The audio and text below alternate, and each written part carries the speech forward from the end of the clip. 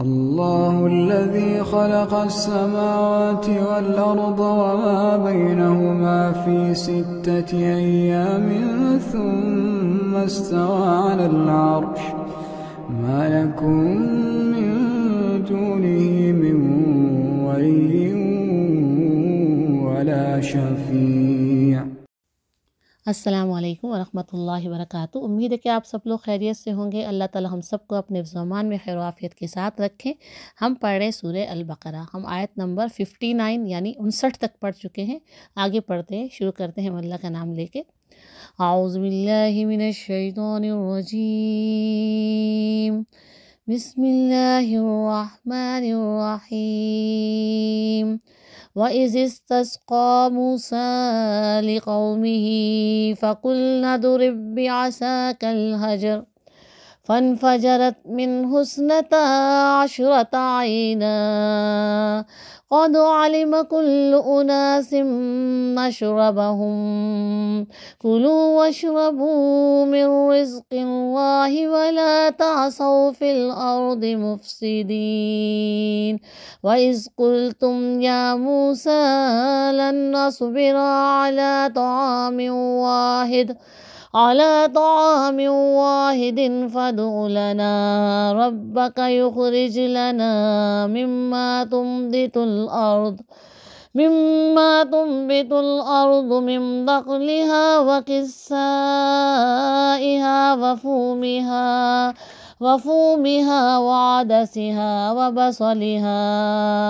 قال أتستبدلون الذي هو أدنى بالذي هو خير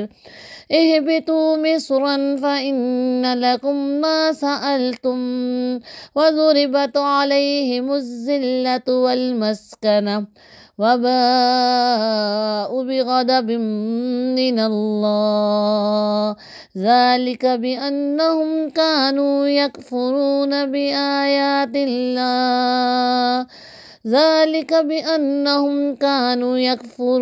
بآيات الله ويقتلون النبيين بغير الحق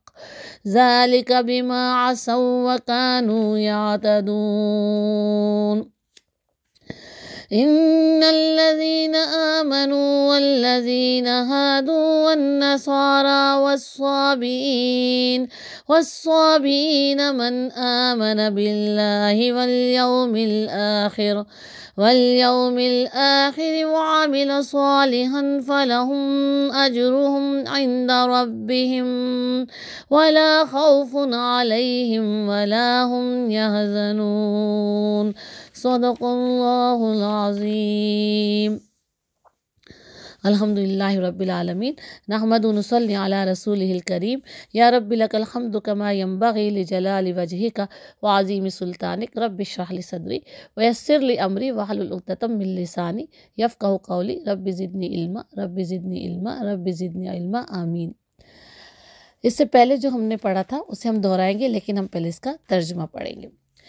ترجمہ ہے اس کا، جو ابھی آیاتیں ہم نے پڑھی۔ یاد کرو جب موسیٰ علیہ السلام نے اپنی قوم کے لیے پانی کی دعا کی تو ہم نے کہا کہ فلاں چٹان پر اپنا عصا مارو، چنانچہ اس میں سے 12 چشمے پھوٹ نکلے اور ہر قبیلے نے جان لیا کہ کون سی جگہ اس کی پانی لینے کی ہے۔ اس وقت یہ ہدایت کر دی گئی تھی کہ اللہ کا دیا ہوا رزق کھاؤ پیو، زمین میں فساد نہ پھیلاتے پھرو۔ یاد کرو جب تم نے کہا تھا کہ اے موسیٰ ہم ایک ہی طرح کے کھانے پر صبر نہیں کر سکتے، اپنے رب سے دعا کرو کہ ہمارے لیے زمین کی پیداوار، ساگ، ترکاری، کھیرا، ککڑی، گیہوں، لہسن،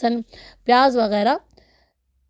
دال وغیرہ پیدا کرے۔ تو موسیٰ نے کہا کیا ایک بہتر چیز کی بجائے تم ادنیٰ درجے کی چیزیں لینا چاہتے ہو؟ اچھا کسی شہری آبادی میں جا کر رہو، جو کچھ تم مانگتے ہو وہاں مل جائے گا۔ آخر کار نوبت یہاں تک پہنچی کہ ذلت و خواری اور پستی اور بدحالی ان پر مسلط ہو گئی اور وہ اللہ کے غضب میں گر گئے۔ یہ نتیجہ تھا اس کا کہ وہ اللہ کی آیات سے کفر کرنے لگے، پیغمبروں کو ناحق قتل کرنے لگے۔ یہ نتیجہ تھا ان کی نافرمانیوں کا اور اس بات کا کہ وہ حدود شرع سے نکل جاتے تھے۔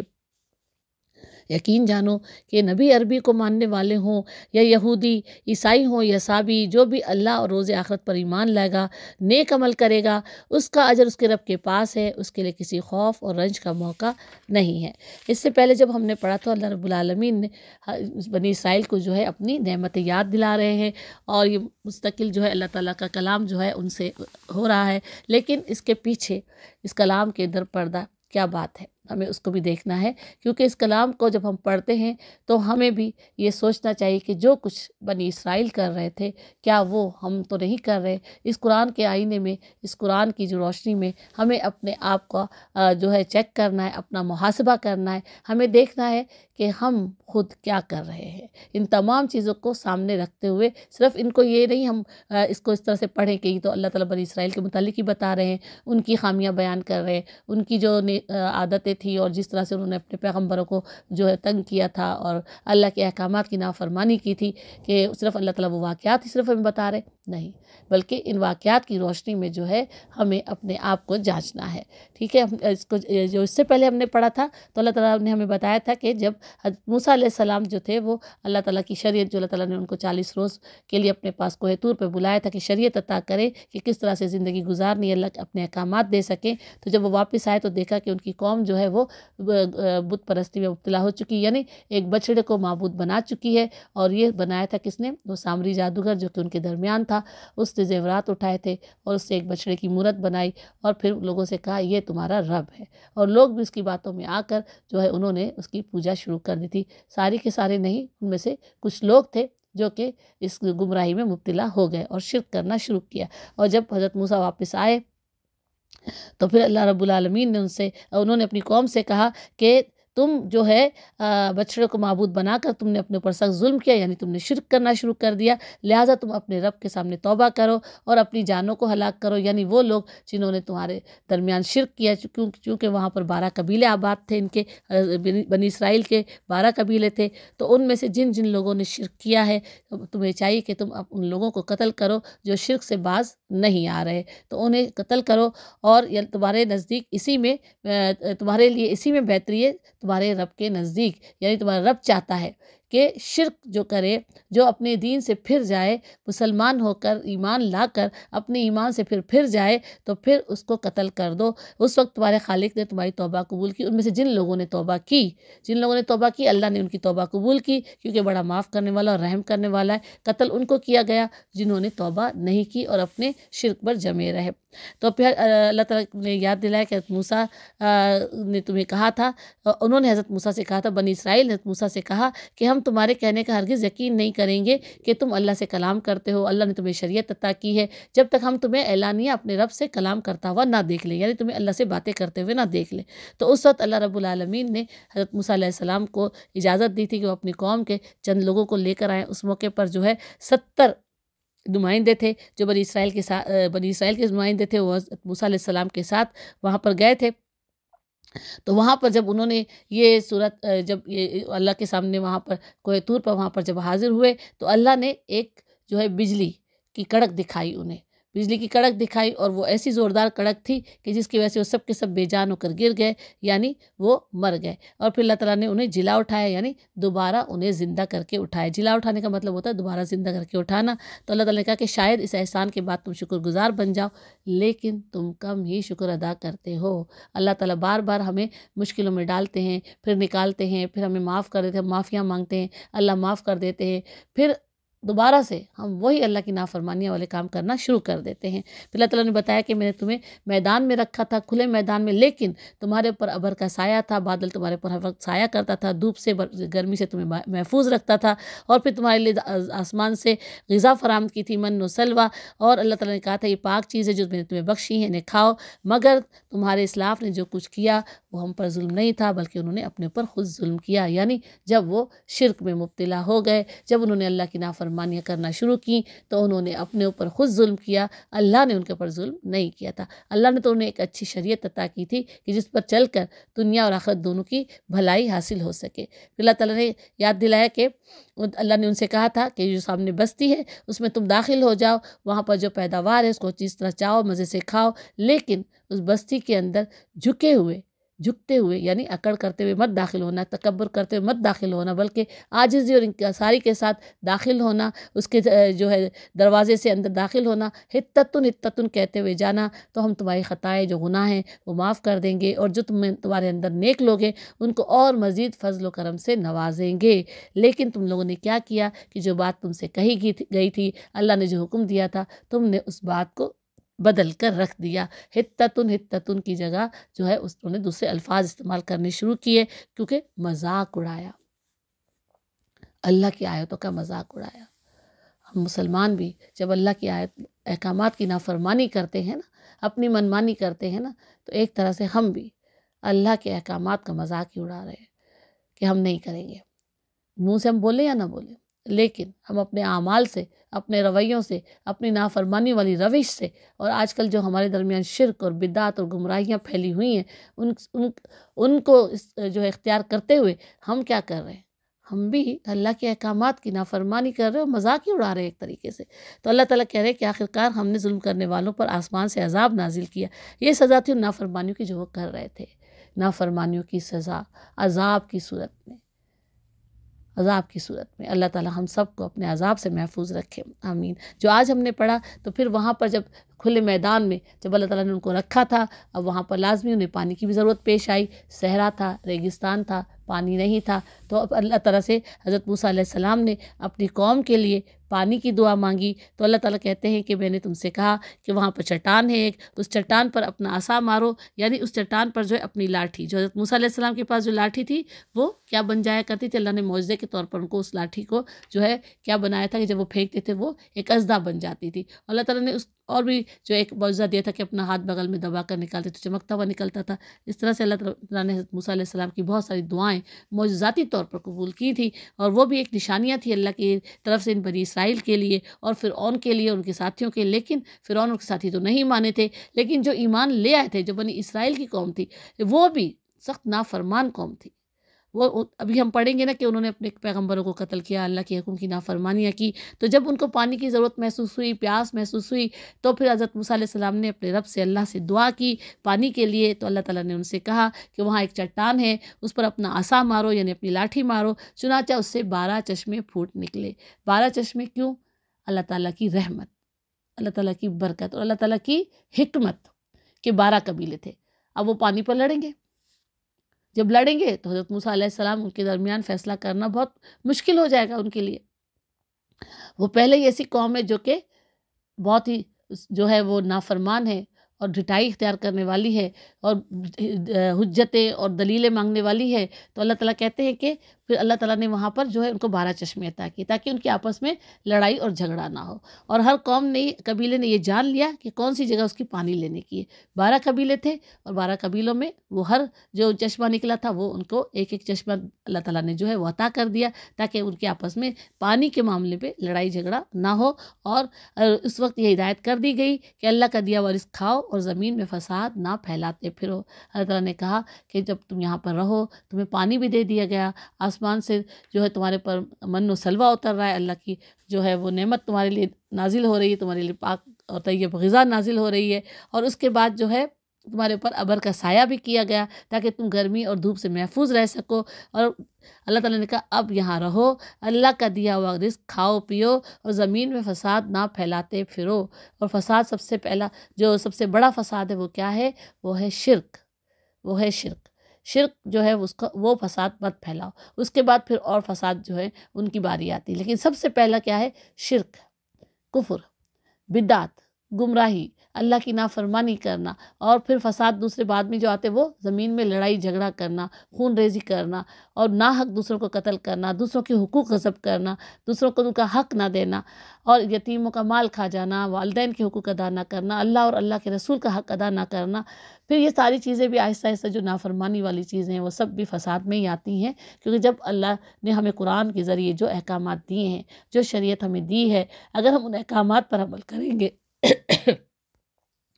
اگر ہم ان احکامات پر عمل کریں گے تو انشاءاللہ تعالی ہم ایک اچھی زندگی گزاریں گے۔ اللہ کے احکامات کی روشنی میں ہی ہم دوسروں کے حقوق جب ادا کریں گے تو ہم اپنے فرض ادا کرتے چلے جائیں گے، اور جب دوسروں کے حقوق ادا کریں گے تو کوئی جھگڑا نہیں ہوگا،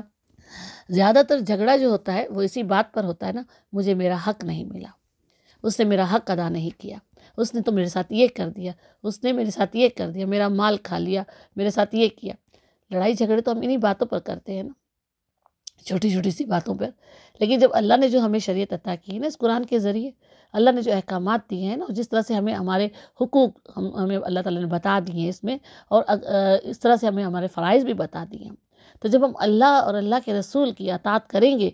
تو انشاءاللہ تعالیٰ ہمارے درمیان محبتیں پیدا ہوں گی، ہمارے درمیان اتفاق پیدا ہوگا، ہم دوسروں کے حقوق ادا کریں گے، کوئی ہمارا حق ادا کرے یا نہ کرے، اس بات سے بے فکر ہو جائے، کیونکہ اللہ آپ کا حق ادا کرنے والا ہے۔ اللہ رب العالمین کبھی کسی کی نیکی کا اجر ضائع نہیں کرتے۔ تو جو نیکی ہم کریں گے اللہ کے حکم کے مطابق، نبی صلی اللہ علیہ وسلم کی پیروی کرتے ہوئے جو نیکی ہم کریں گے تو اللہ کبھی ہماری نیکی کا اجر ضائع کرے گا؟ یہ ہو ہی نہیں سکتا ہے کہ اللہ ہماری نیکی کا اجر ضائع کرے۔ کوئی اور ہمارا حق ادا نہیں کرے گا تو اللہ رب العالمین تو ضروری ہمارا حق ادا کریں گے، یہ ہمیں یقین ہونا چاہیے۔ لیکن ہمیں کیا کرنا ہے؟ ہمیں صرف اپنے فرائض ادا کرنے ہیں جو دوسروں کے حقوق بنتے ہیں۔ اب میرا فرض ہے اگر کہ میں اپنے والدین کی فرما بردار رہوں تو مجھے اپنا وہ فرض ادا کرنا ہے۔ میرا فرض ہے کہ میں اپنے بچوں کی اچھی تربیت کروں، مجھے اپنا فرض ادا کرنا ہے۔ میرا فرض ہے کہ میں اپنے رشتہ داروں کی، پڑوسیوں کی خیر خبر رکھوں، ان کی مدد کروں، لوگوں کے کام آؤں، اللہ کا حکم دوسروں تک پہنچاؤں، تو مجھے اپنا فرض ادا کرنا ہے۔ جب میں اپنا فرض ادا کرتی جاؤں گی دوسروں کے حقوق ادا ہوتے جائیں گے، اور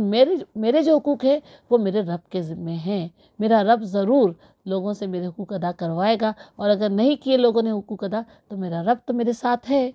وہ تو میری نیکیوں کا اجر بڑھا چڑھا کر دینے والا ہے، اس دنیا میں بھی دے گا اور آخرت میں بھی دے گا۔ دنیا میں کوئی کمی بیشی ہو بھی گئی تو کوئی مسئلہ نہیں ہے، کیونکہ آخرت میں تو اجر انشاءاللہ یقین ہے کہ بڑھا چڑھا کر دیا جائے گا، اور آخرت کا اجر اور آخرت کا گھر ہی متقین کے لیے بہترین ہے۔ دنیا کی چیزیں، دنیا کی حوث، یہ تو کبھی ختم ہونے والی نہیں ہے۔ ہم جتنا اس دنیا میں اپنی زندگیاں گزارتے ہیں، آگے بڑھتے ہیں، اور کی حوث جو ہے وہ ہمارے اندر قائم رہتی ہے، اور یہ جو ہے انسان کی حوث جو ہے وہ قبر تک اس کا پیچھا کرتی ہے۔ نبی صلی اللہ علیہ وسلم کی ایک حدیث کے مطابق کہ انسان کا جو پیٹ ہے، قبر کی مٹی کے سوا اسے کوئی نہیں بھر سکتا، یعنی انسان کی لالچ، انسان کی حوث، انسان کی جو حاجتیں ہیں وہ اس وقت تک نہیں بھریں گی جب تک کہ وہ قبر میں نہ چلا جائے، جب تک وہ قبر میں نہ چلے، جب تک وہ زندہ ہے اس کی حاجتیں، اس کی طمع، اس کی لالچ وہ بڑھتی چلی جائے گی، وہ جو ہے کم اگر ہو بھی جائے لیکن ختم نہیں ہوگی۔ تو اللہ رب العالمین نے ان سے کہا کہ تم یہاں جو ہے پانی تمہیں دے دیا گیا، کھانا تمہیں دے دیا گیا، یہاں پر تم رہو اور اللہ کا دیا ہوا رزق کھاؤ، زمین میں فساد نہ پھیلاؤ۔ یاد کرو جب تم نے کہا تھا کہ اے موسیٰ ہم ایک طرح کے کھانے پر صبر نہیں کر سکتے، پھر انہوں نے حضرت موسیٰ سے ایک اور فرمائش کی، انہوں نے کہا کہ اے موسیٰ ہم ایک ہی طرح کے کھانے پر صبر نہیں کر سکتے، یعنی جو یہ من و سلوہ آسمان سے برس رہا ہے اس پر ہم صبر نہیں کر سکتے، کھا کھا کر تنگ آ چکے ہیں۔ اب ہمیں اپنے رب سے دعا کرو کہ ہمارے لیے زمین کی پیداوار ہمیں دے، ساگ دے، ترکاری دے، کھیرا دے، ککڑی، گیہوں، لہسن، پیاز، دال وغیرہ پیدا کرے ہمارے لیے۔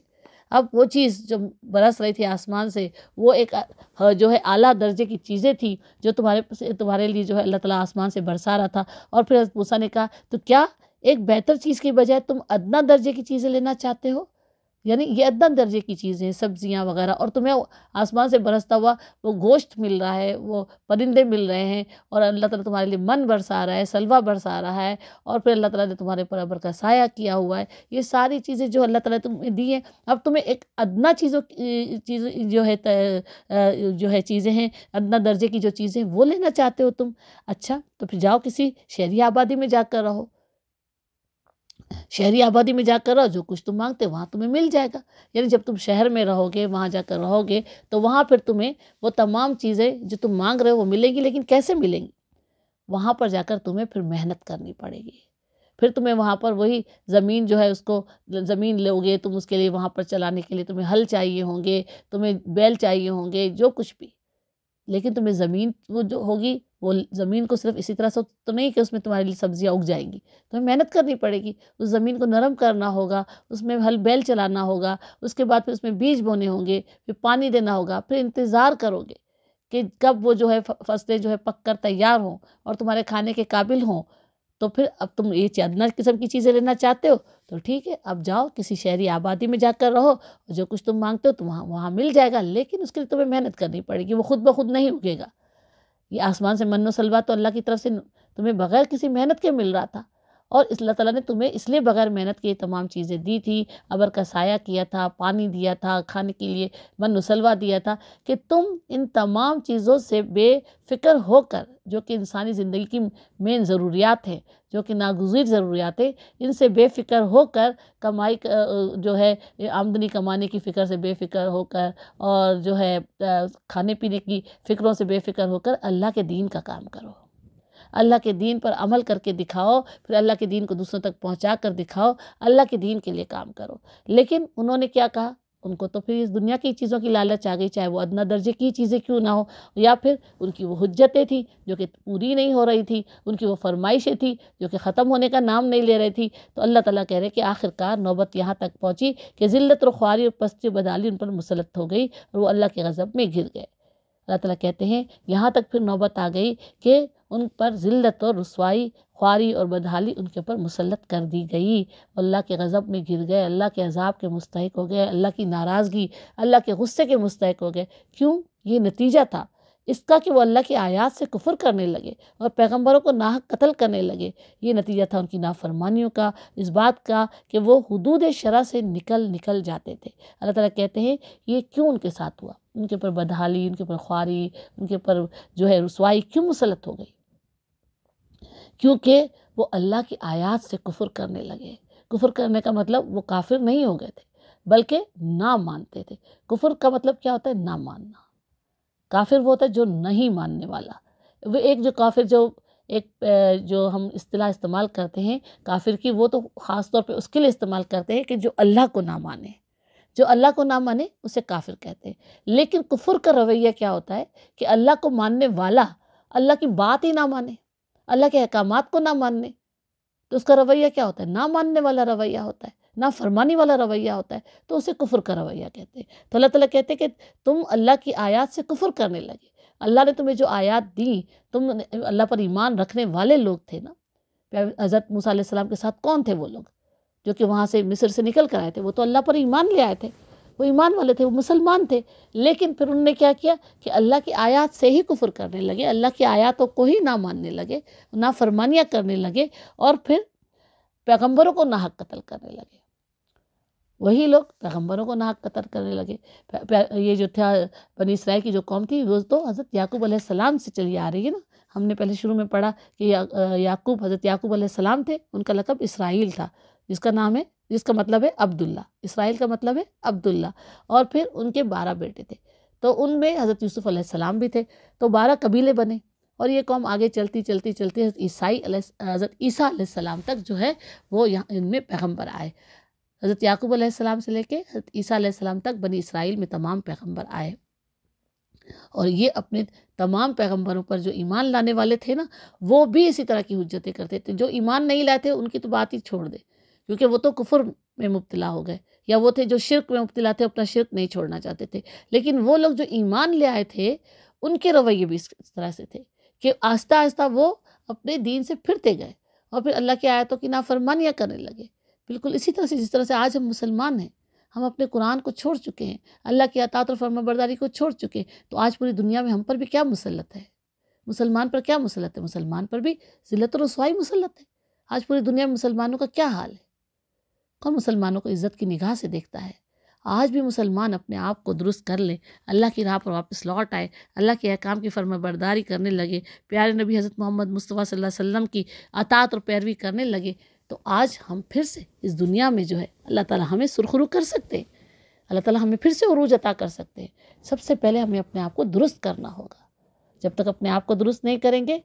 دنیا میں کامیابی، عروج، عزت حاصل نہیں کر سکتے۔ تو اللہ تعالیٰ کہتے ہیں انہوں نے اپنے پیغمبروں کو ناحق قتل کیا، اللہ کے احکامات کی نافرمانی کی، روز ایک نئی حجت پیش کرتے تھے، روز ان کی ایک نئی فرمائش ہوتی تھی اپنی پیغمبروں سے، تو پھر یہ نتیجہ تھا ان کی نافرمانیوں کا، اسی لیے ان کے اوپر اللہ تعالیٰ نے عذاب نازل کیا، ذلت و رسوائی مسلط کر دی، اور وہ حدود شرع سے نکل جاتے تھے۔ یعنی اللہ رب العالمین نے جو ان کو شریعت عطا کی تھی، جو احکامات تھے زندگی گزارنے کے، تو اس سے باہر نکل جاتے تھے،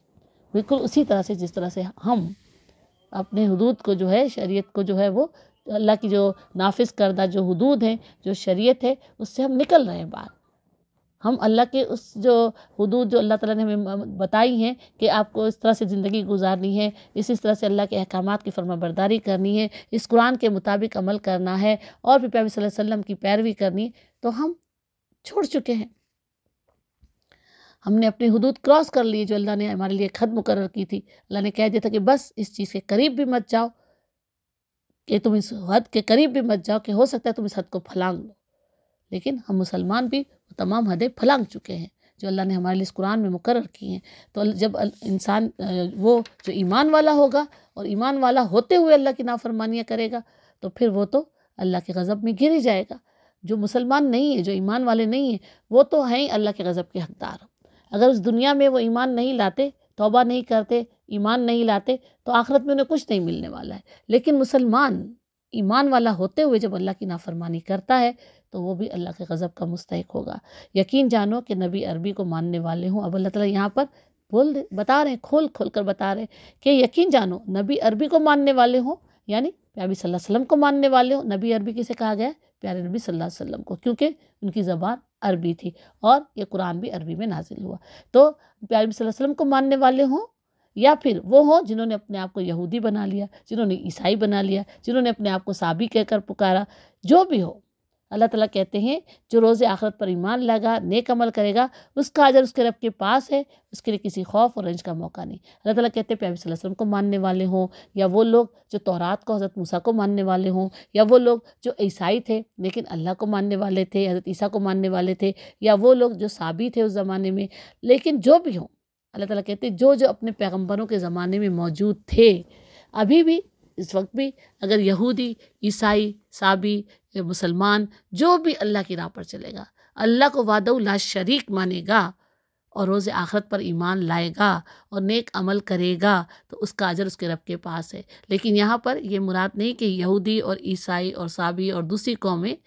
جو اللہ کو مانتی ہیں لیکن ابھی بھی شرک میں مبتلا ہے، لیکن جب تک وہ پیارے صلی اللہ علیہ وسلم کو بھی نہیں مانیں گی، اور جو انہوں نے حضرت عیسیٰ علیہ السلام کو اللہ کا بیٹا قرار دیا ہے، اور جو یہودی انہوں نے حضرت عزیر کو اللہ کا بیٹا قرار دیا ہے، وہ یہ شرک نہیں چھوڑیں گی، پیارے صلی اللہ علیہ وسلم کو اللہ کا آخری نبی نہیں مانیں گے، وہ بھی ایمان کے دائرے میں داخل نہیں ہوں گے۔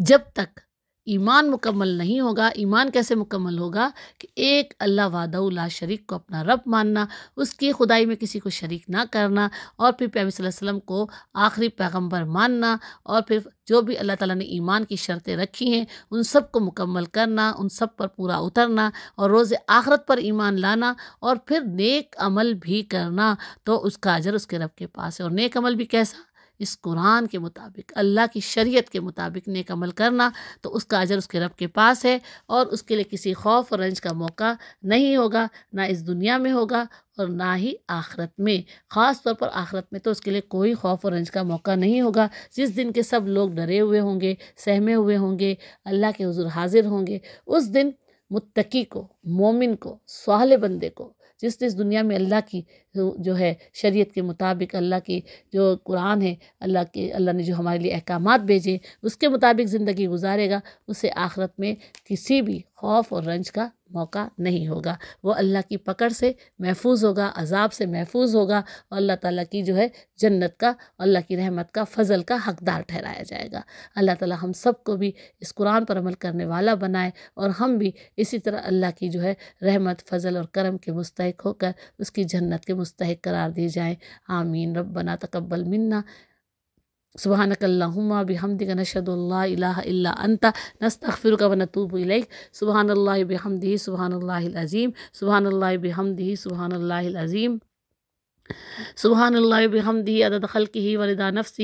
وزنۃ عرشہ مداد کلماتہ اللہ اکبر کبیرہ والحمد للہ کثیرہ وسبحان اللہ بکرۃ واصیلا وصلی اللہ علی سیدنا مولانا محمد وعلی آلہ وصحبہ بارک وسلم تسلیما کثیرا رب اغفر وارحم وانت خیر الراحمین رب ارحمہما کما ربیانی صغیرا اللہم اغفر لی ولوالدی وذریتی وللمؤمنین والمؤمنات والمسلمین والمسلمات الاحیاء منہم والاموات ربنا آتنا فی الدنیا حسنۃ وفی الآخرۃ حسنۃ وقنا عذاب النار ربنا لا تزغ قلوبنا بعد اذ ہدیتنا وہب لنا من لدنک رحمۃ انک انت الوہاب ربنا تقبل منا انک انت السمیع العلیم وتب علینا انک انت التواب الرحیم سبحان ربک رب العزۃ عما یصفون وسلام علی المرسلین والحمد للہ رب العالمین آمین اللہم صلی علی محمد وعلی آلہ وصحبہ اجمعین برحمتک یا ارحم الراحمین آمین۔ السلام علیکم ورحمۃ اللہ وبرکاتہ۔